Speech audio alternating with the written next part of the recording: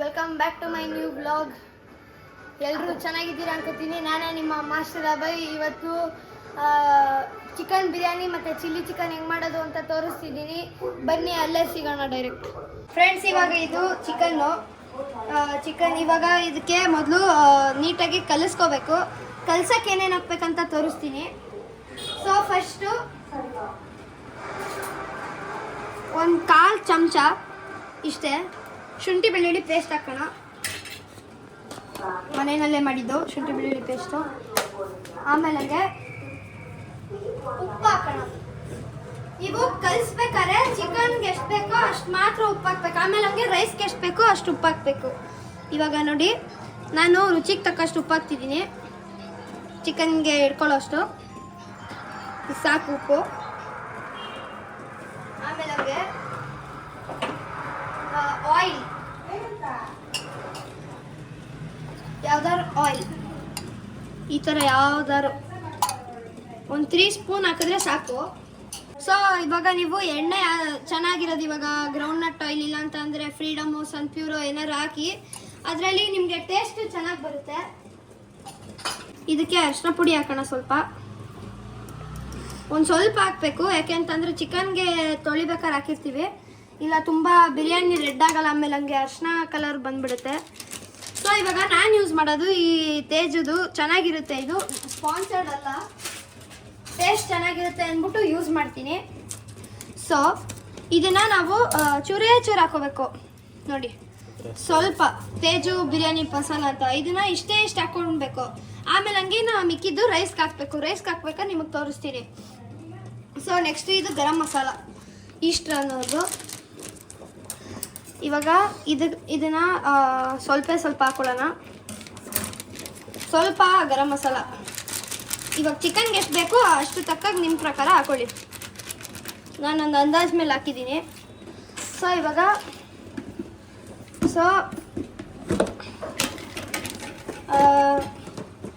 Chicken masala ಸ್ವಲ್ಪ ಹಾಕೊಳ್ಳೋಣ. ಇಷ್ಟೇ ಸಾಕು ಚಿಕನ್ಗೆ. ಇವಾಗ ನಾವು ಇದಕ್ಕೆ ಚಿಲ್ಲಿ ಪೌಡ್ರು, ಧನಿಯಾ ಪೌಡ್ರ್ ಹಾಕೊಳ್ಳೋಣ. ನೋಡಿ, ಸ್ವಲ್ಪ ಧನಿಯಾ ಪೌಡ್ರ್, ಇದು ಧನಿಯಾ ಪೌಡ್ರ್ ಹಾಕ್ತಿದ್ದೀನಿ. ಚಿಕನ್ಗೆ ಎಷ್ಟು ಬೇಕಷ್ಟು ಸಾಕು ಧನಿಯಾ ಪೌಡ್ರು. ಚಿಲ್ಲಿ ಪೌಡ್ರೆಲ್ಲ ಹಾಕ್ತೀವಲ್ಲ. ಆಮೇಲೆ ಚಿಲ್ಲಿ ಪೌಡರ್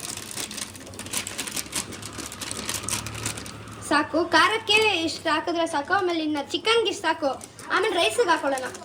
ಇದು ತೀಕಲಲ್ಲಿ, ಇದು ಕಾಶ್ಮೀರಿ ತೀಕಲಲ್ಲಿ. ಇದಕ್ಕೆ ಬರೀ ಕಲರ್ ಇರುತ್ತೆ, ಇದರಲ್ಲಿ ನ್ಯಾಚುರಲ್ ಕಲರ್ ಇರುತ್ತೆ, ಖಾರ ಇರಲ್ಲ, ಅದಕ್ಕೆ ಹಾಕೊಳ್ಳೋದು. ಸ್ವಲ್ಪ ಕಲರ್ ಬರುತ್ತೆ ಸಾಕು. ಒಂದು 1/4 ಚಮಚ ಹಾಕ್ಕೊಂಡೆ. ಇವಾಗ ಇದನ್ನೆಲ್ಲ ಮಿಕ್ಸ್ ಮಾಡೋಣ. ಮಿಕ್ಸ್ ಮಾಡೋಕ್ಕಿಂತ ಮುಂಚೆ ಇನ್ನೂ ಒಂದು ಸ್ವಲ್ಪ ಐಟಮ್ಸ್ ಹಾಕಬೇಕು, ಅದನ್ನು ಹಾಕ್ಬಿಡೋಣ. ಸೊ ಇವಾಗ ಕರ್ಡ್ ಹಾಕ್ಬೇಕು. ಇದಕ್ಕೆ ಮೊಸರು ಹಾಕ್ಬೇಕು. ಸ್ವಲ್ಪ ಇಷ್ಟು ಮೊಸರು ಹಾಕಿದ್ರೆ ಒಂದು ಸ್ವಲ್ಪ ಸಾಕು ಮೊಸರು. ಇನ್ನೊಂದು ಸ್ವಲ್ಪ ಹಾಕೊಳ್ಳೋಣ. ಅದು ಆಮೇಲೆ ಗಟ್ಟಿ ಆಗೋಗುತ್ತೆ ಅಂತ ಅಂದ್ಬಿಟ್ಟು ಇವಾಗ ಸ್ವಲ್ಪ ಜೊತೆಗೆ ಪೆಪ್ಪರ್ ಪೌಡ್ರ್ ಹಾಕೋಣ. ಸಾಕು, ಒಂದು 1/4 ಚಮಚ ಅಷ್ಟೇ ಪೆಪ್ಪರ್ ಪೌಡ್ರ್, ಟೇಸ್ಟ್ಗೋಸ್ಕರ. ಇವಾಗ ಇದನ್ನು ಮಿಕ್ಸ್ ಮಾಡ್ಕೊಳ್ಳೋಣ ನೀಟಾಗಿ. ಫ್ರೆಂಡ್ಸ್, ಇವಾಗ ಚಿಕನ್ ನೀಟಾಗಿ ಮಿಕ್ಸ್ ಆಗಿದೆ. ಅದಕ್ಕೆ ಅರ್ಧ ಹೋಳು ನಿಂಬೆಹಣ್ಣು ಹಿಂಡ್ಕೊಳ್ಳೋಣ. ಅರ್ಧ ಹೋಳು ಚೆನ್ನಾಗಿ ನಿಂಬೆಹಣ್ಣು ಹಿಂಡ್ಕೊಂಡ್ರೆ ಚಿಕನ್ಗೆ ಹುಳಿ ಇರುತ್ತಲ್ಲ, ಅದು ಚೆನ್ನಾಗಿ ಸಿಗುತ್ತೆ. ಎಷ್ಟೊಂದು ಜನ ಹೇಳ್ತಾರೆ ಮೊಸರು ಟೊಮೆಟೊ ಎಲ್ಲ ಹಾಕೋದ್ರಿಂದ ಹುಳಿ ಬರುತ್ತೆ, ನಿಂಬೆಹಣ್ಣೆಲ್ಲ ಇನ್ನೆಂತಕ್ಕೆ ಅಂತ ಅಂತಾರೆ. ಆದರೆ ನಿಂಬೆಹಣ್ಣಿಂದನೇ ಮೊಸರು ಟೊಮೆಟೊಕ್ಕಿಂತ ಜಾಸ್ತಿ ಫ್ಲೇವರ್ ಬರೋದು. ಇದರಿಂದ ಸ್ವಲ್ಪ ಹುಳಿನೆಸ್ ಕೊಡುತ್ತಿದ್ದು, ಹುಳಿ ಟೇಸ್ಟ್ ಬರುತ್ತೆ. ಆಮೇಲೆ ಸ್ವಲ್ಪ ಕಸೂರಿ ಮೇಥಿ ಸ್ವಲ್ಪ ನೀವು ಕ್ರಷ್ ಮಾಡಾರು ಹಾಕೋಬೋದು, ಹಂಗೆ ಹಾಕೋಬೋದು. ನಾನು ಸ್ವಲ್ಪನೇ ಹಾಕ್ತಿರೋದು, ಜಾಸ್ತಿ ಹಾಕ್ಬಾರ್ದು. ಆವಾಗ ಜಾಸ್ತಿ ಹಾಕಿದ್ರೆ ಏನಾಗುತ್ತೆ ಅಂತ ಅಂದರೆ, ಇದರಲ್ಲಿ ಬಿರಿಯಾನಿ ಮಾಡಿದಾಗ ರೈಸ್ಗೆಲ್ಲ ಒಂಥರ ಚಿಕನ್ ತಿನ್ಬೇಕಾದ್ರೆ ಕಸೂರಿ ಮೇಥಿ ಎಲ್ಲ ಸಿಗುತ್ತೆ. ಇವಾಗ ನೀಟಾಗಿ ಇದನ್ನು ನಿಂಬೆಹಣ್ಣು ಹಾಕಿದ್ದೀವಲ್ಲ, ಮಿಕ್ಸ್ ಮಾಡಿಬಿಡೋಣ. ಮಿಕ್ಸ್ ಮಾಡಿಬಿಟ್ಟು ಇದನ್ನು 1/2 ಅವರ್ ನೆನೆಯಕ್ಕೆ ಬಿಟ್ಬಿಡ್ಬೇಕು. At least 1/2 hour. ನಿಮಗೆ ಜಾಸ್ತಿ ಟೈಮ್ ಇದೆ ಅಂತ ಅಂದರೆ ಒಂದು 1 ಅವರ್ 2 ಅವರ್ ಮ್ಯಾಕ್ಸ್ ಇಡ್ಬೋದು. ಸೊ ಇವಾಗ ಇದನ್ನು ನೀಟಾಗಿ ಮಿಕ್ಸ್ ಮಾಡಿದ್ದೀವಿ. ನೆಕ್ಸ್ಟು ನಾನು ಇದಕ್ಕೆ ರೈಸ್ ಒಗ್ಗರಣೆ ಮಾಡಬೇಕಾದ್ರೆ, ಇದನ್ನೆಲ್ಲ ಒಗ್ಗರಣೆ ಮಾಡಬೇಕಾದ್ರೆ ಸಿಗ್ತೀನಿ. ಸೊ ಅಲ್ಲಿವರೆಗೂ ಬಾಯ್. ಸೊ ಫ್ರೆಂಡ್ಸ್, ಇವಾಗ chicken half an hour marinate ಆಗಿದೆ. ಇವಾಗ ಬಿರಿಯಾನಿಗೆ ಒಗ್ಗರಣೆ ಹಾಕೋಣ. ಸೊ ನೋಡಿ, ಎಣ್ಣೆ ಕಾದಿದೆ. ಎಣ್ಣೆಗೆ ಸ್ವಲ್ಪ ತುಪ್ಪ ಹಾಕಿದ್ದೆ, ಸೊ ಟೇಸ್ಟ್ ಚೆನ್ನಾಗಿ ಬರುತ್ತೆ ಅಂದ್ಬಿಟ್ಟು.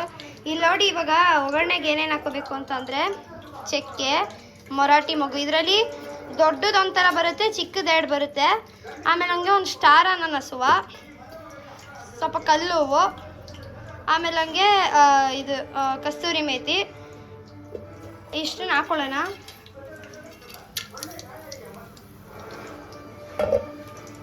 ಇಷ್ಟನ್ನು ಹಾಕೊಂಡಿದ್ದೀವಿ. ಇದನ್ನು ಒಂದು 2 ನಿಮಿಷ ಬಾಡಿಸ್ಬಿಟ್ಟು ಸಿಗ್ತೀನಿ. ಫ್ರೆಂಡ್ಸ್, ಅವಾಗಲೇ ಪಲಾವ್ ಎಲೆ ಹಾಕೋದು ಮರ್ತೋಗಿದ್ದೆ ಇದಕ್ಕೆ. ಇವಾಗ ಪಲಾವ್ ಎಲೆ ಹಾಕಿದ್ದೀನಿ ನೋಡಿ. ಇವಾಗ ಪಲಾವ್ ಎಲೆ ಹಾಕಿದ್ದೀನಿ. ಇದನ್ನು ಚೆನ್ನಾಗಿ ಎಣ್ಣೆ ಕಾದಿದೆ. ಇವಾಗ ಇದಕ್ಕೆ ನಾವೇನು ಮಾಡಬೇಕಂತ ಅಂದರೆ, ಒಂದು ಮೀಡಿಯಮ್ ಸೈಜ್ ಈರುಳ್ಳಿಗೆ 5 ಹಸಿಮೆಣಸಿನ್ಕಾಯಿ ಕೂದಿಕ್ಕಿದ್ದೆ, ಅದನ್ನು ಹಾಕ್ತಿದ್ದೀನಿ.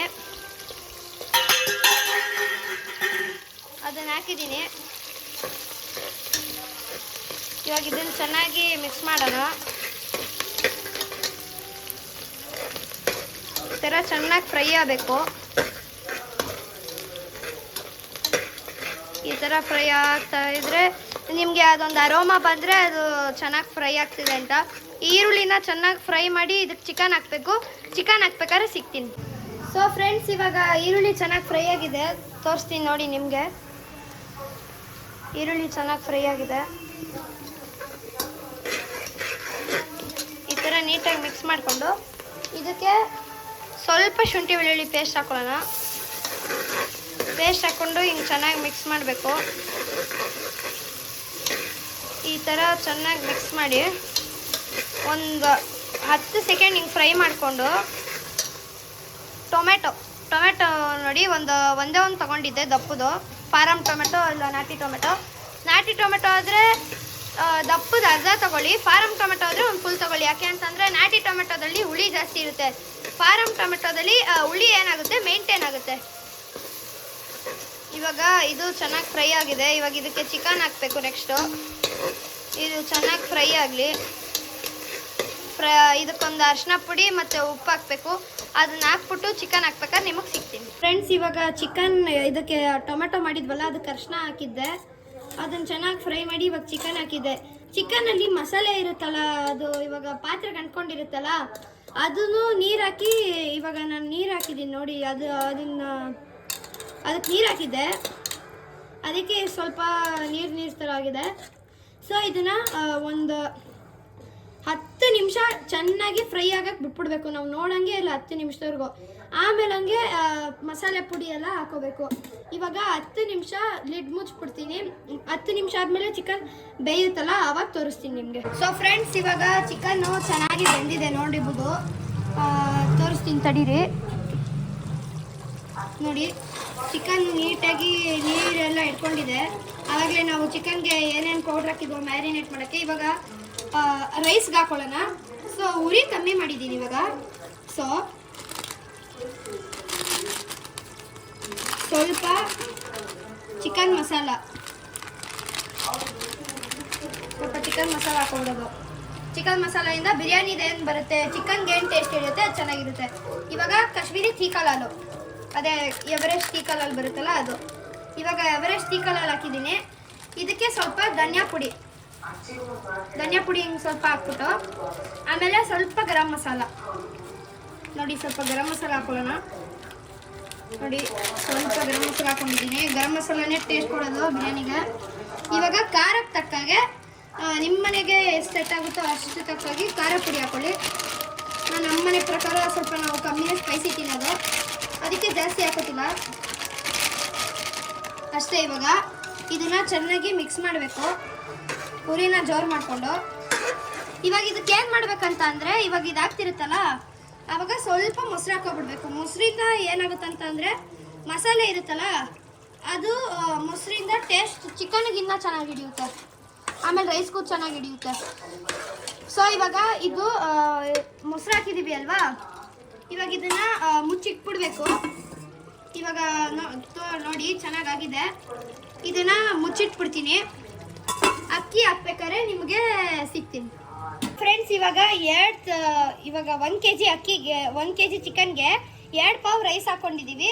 ಇವಾಗ 2 ಪಾವ್ ರೈಸ್ಗೆ 4 ಲೋಟ ನೀರು ಹಾಕೋಬೇಕು.